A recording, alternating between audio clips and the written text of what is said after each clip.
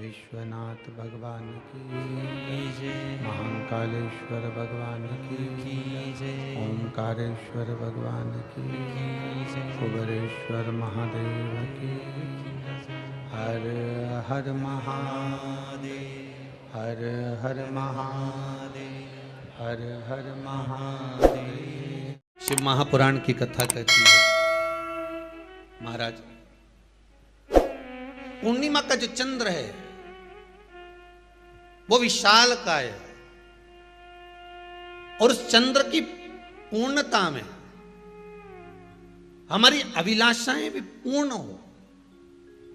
आप आस्था चैनल के माध्यम से जितने लोग कथा सुन रहे हैं, फेसबुक यूट्यूब पर जितने कथा सुन रहे हैं और कुबेरेश्वर धाम में जितने कथा सुन रहे हैं, आप में से कितने लोग हैं जो पूर्णिमा का व्रत करते हैं?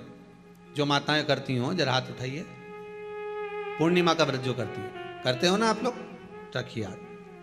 अब पूर्णिमा के व्रत में आपने कई बार किताब पढ़ी होगी पूर्णिमा की, या आपने व्रत किया होगा, या पूर्णिमा का व्रत आप धारण करे होगे, तो उसमें पूजन कौन से भगवान की होती है? पूर्णिमा के व्रत में किस भगवान की पूजन होती है? तो कहा पूर्णिमा के व्रत में केले के खंभ लगाकर पूर्णिमा का जो अध्यापन होता है, पूर्णिमा की जो पूजन होती है, उस पूजन में शंकर और पार्वती की पूजन की जाती है, शिव और नारायण की पूजन करी जाती है, शंकर और पार्वती का स्मरण किया जाता है। किसकी पूजन होती है? शिव पार्वती।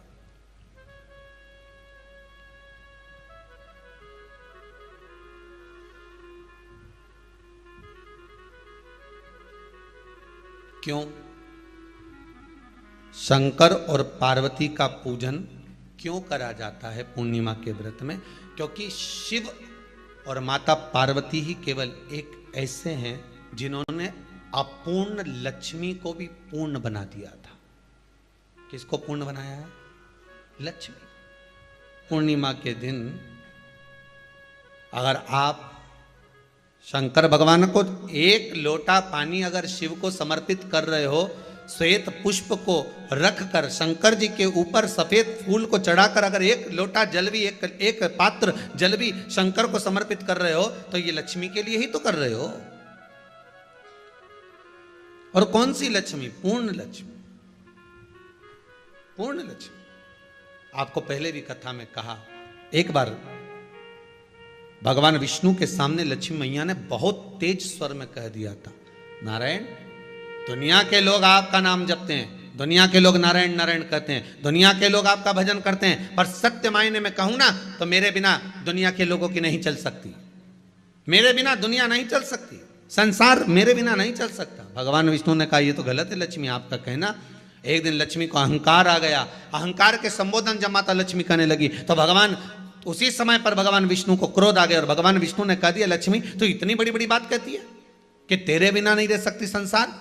मैं तुझे कहता हूं लक्ष्मी, तू अपूर्ण है। तू अपूर्ण है, तू पूर्ण कब हो गई?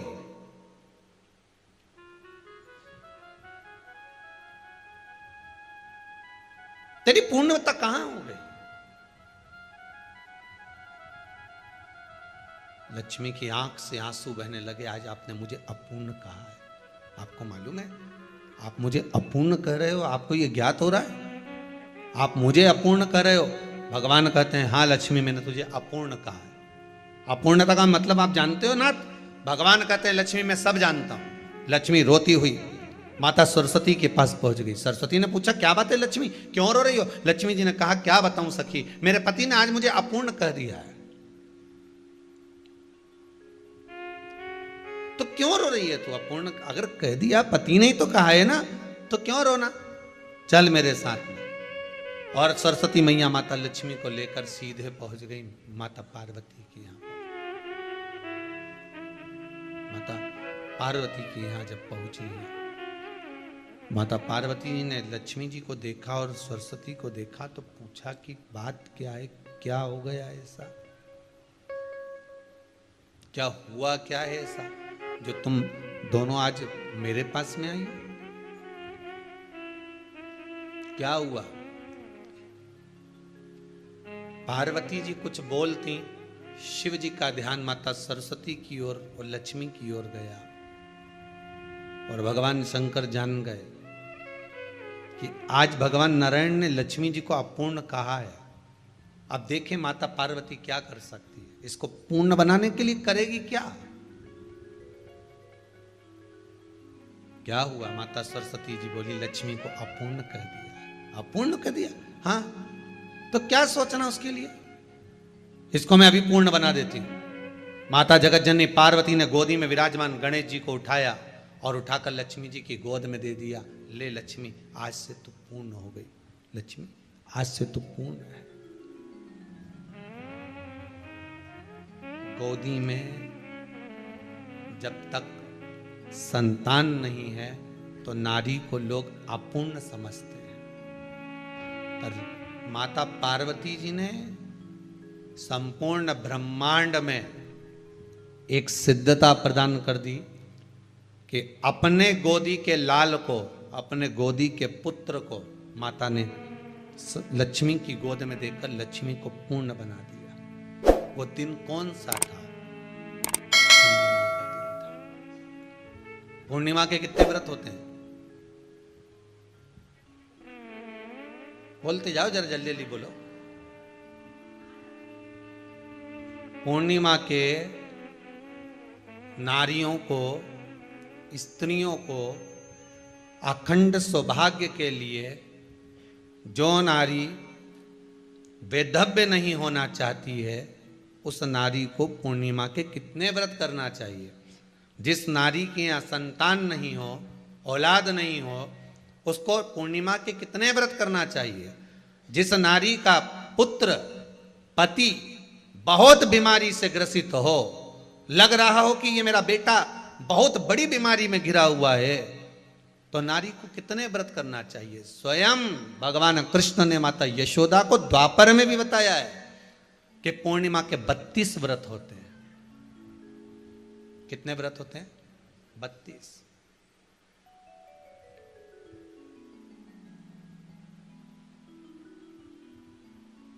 स्वयं भगवान कृष्ण यशोदा रानी को, माता यशोदा जी को भी बता रहे हैं 32 व्रत।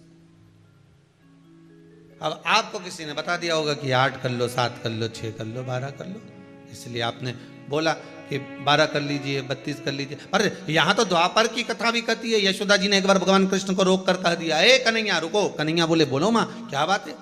कन्हैया जरा रुकिए, इधर आओ जरा। भगवान कृष्ण आए।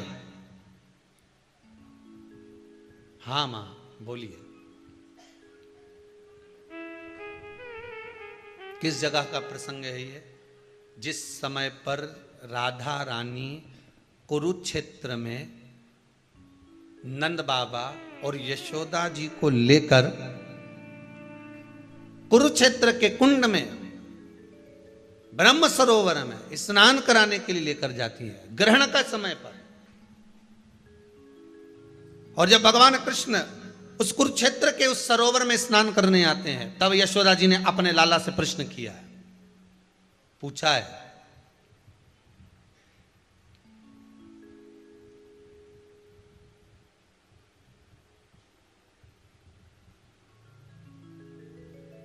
कि नारी वेधव्य होकर ना मरे।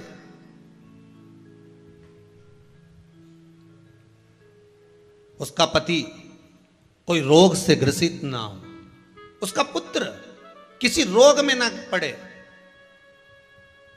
अरे भाई, कितना सुंदर संवाद लिखा है। अगर किसी माता का पुत्र मान लो किसी नशे में डूबा हुआ है, कोई नशा कर रहा है और गलत नशा है, आपको लग रहा है कि यह नशे में डूबा हुआ है, आपको लग रहा है कि यह गलत जगह पर डूब गया है, आपको लग रहा है कि मदिरापान में, मांसाहार में या अधिक गांजा आदि का जो भी नशे होते हैं, जितने भी नशे, उसमें डूब चुका है। और माँ उसको समझा रही है, तू नशे में मत डूब, तू इस काम को मत कर, तू ये गलत कर्म मत कर। माँ उसको समझा कर हार गई। तो मेरा माताओं से निवेदन है, आप उसको समझाना बंद कर दो, एक काम करना प्रारंभ कर दीजिए। हमें जो शिव महापुराण के माध्यम से शास्त्र कह रहा है कि आप 32 पूर्णिमा के व्रत प्रारंभ कर दो। उसमें करना क्या है आपको? केवल जिस दिन व्रत रहे, रात्रि के समय पर कोई भी मीठा, कुछ भी सामग्री आप चंद्र की रोशनी में, चंद्र को अर्घ देने के बाद, पूजन करने के बाद उसको रखो, और वही सामग्री जो नशा कर रहा है उसको पूर्णिमा के दूसरे दिन उसको खिलाओ। आप धीरे धीरे खिलाना चालू करेंगे, जिस नशे में वो डूबा हुआ उस नशे से वो छूटना प्रारंभ हो जाएगा। 2 पूर्णिमा व्रत करके तो देखो, 3 में तुम्हें जरूरत ही नहीं पड़ेगी। धीरे धीरे आप रुक, वो छूटना प्रारंभ हो जाएगा। स्वयं भगवान कह रहे हैं, यशोदा मैया ने कन्हैया को रोक लिया कुरुक्षेत्र के उस मैदान में,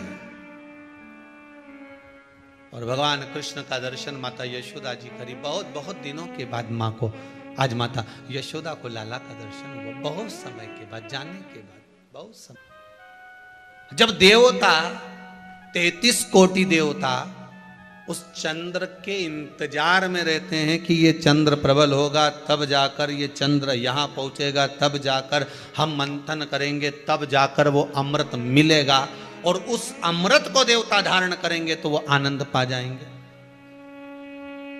तो हम क्यों शरद पूर्णिमा छोड़ें? हम क्यों एक पूर्णिमा छोड़ें? एक पूर्णिमा के महत्व को जानिए। कोई पूर्णिमा साधारण नहीं है, कोई प्रदोष साधारण नहीं है, कोई शिवरात्रि साधारण नहीं है। 12 महीने शिवरात्रि पड़ती है, 12 महीने में प्रदोष पड़ते हैं, पर 12 महीने पड़ते हैं। हम उसका महत्व ही नहीं जान पाते।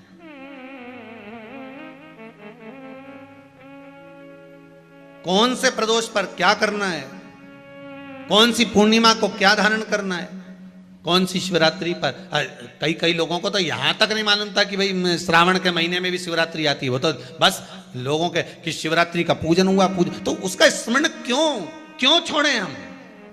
अगर ये वेद और शास्त्र ब्राह्मणों को दिए गए हैं, ये वेद और शास्त्र विद्वत जन को दिए गए हैं, तो इसका स्मरण होना चाहिए कि हम निकाल कर जनमानस तक ये चीज पहुंचाएं कि हमें इस दिन ये पूजन करना है, उसका स्मरण होना चाहिए।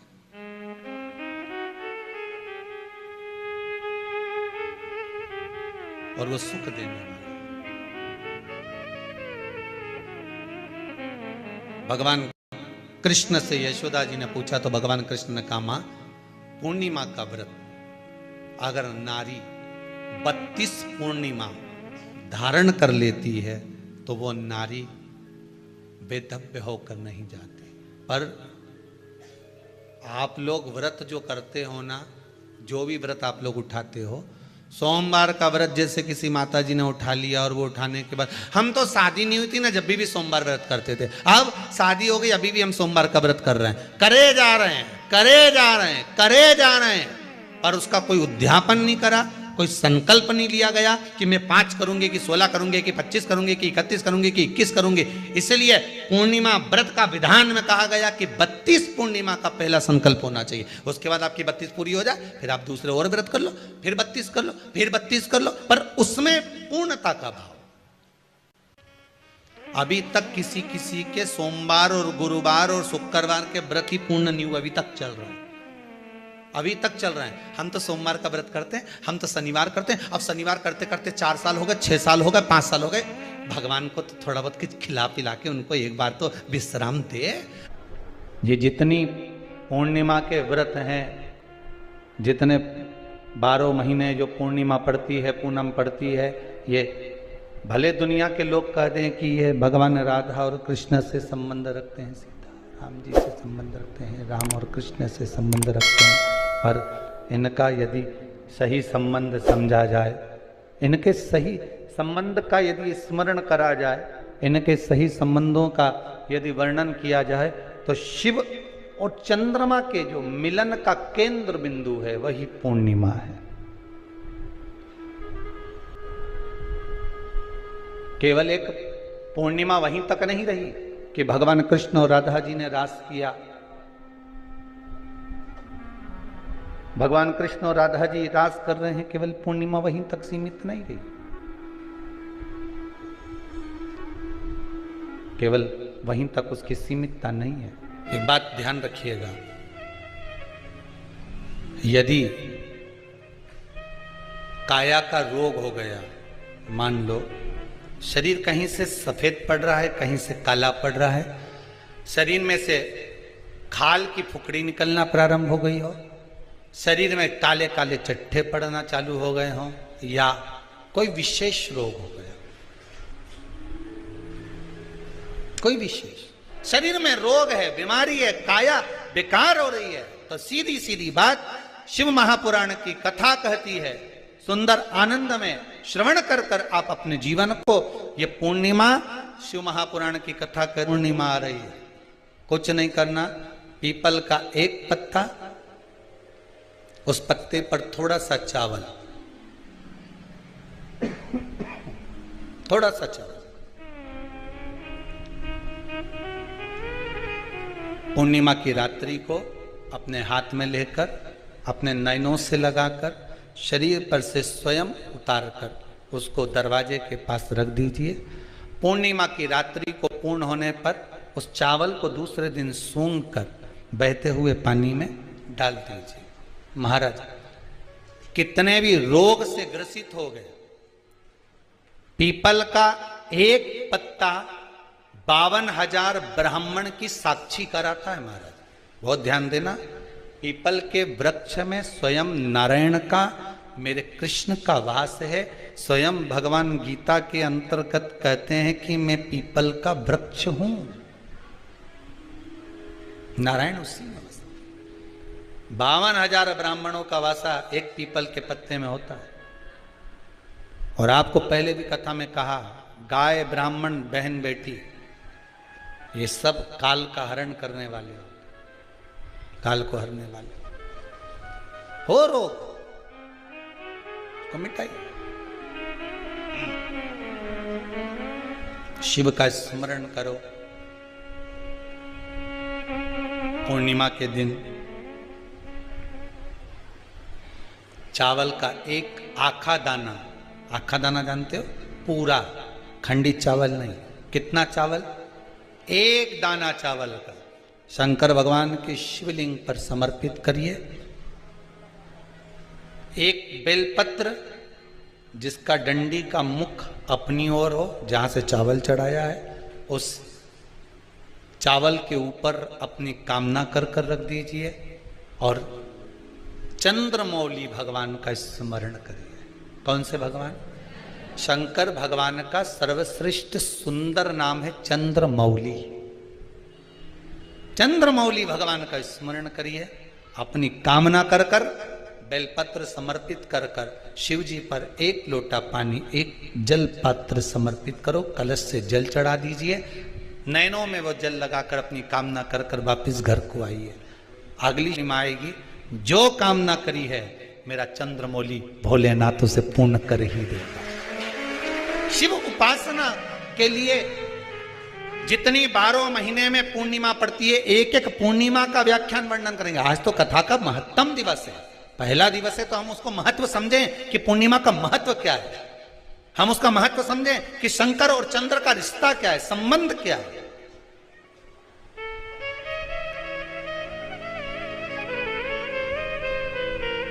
भगवान ने जितनी पूर्णिमा बनाई है, जितने नक्षत्र बनाए, जितनी घड़ी बनाई, जितना पल बनाया, जितना समय बनाया, ये शंकर भगवान ने जो बनाया ये गलत नहीं बनाया, श्रेष्ठता के लिए बनाया, जग के उद्धार के लिए, संसार के उद्धार के लिए बनाया। अब उसका प्रयोग आप करें ना करें ये आपके ऊपर है। आप उसका प्रयोग कर रहे हैं ना कर रहे हैं ये आपके ऊपर, पर जो बनाया है मेरे भगवान,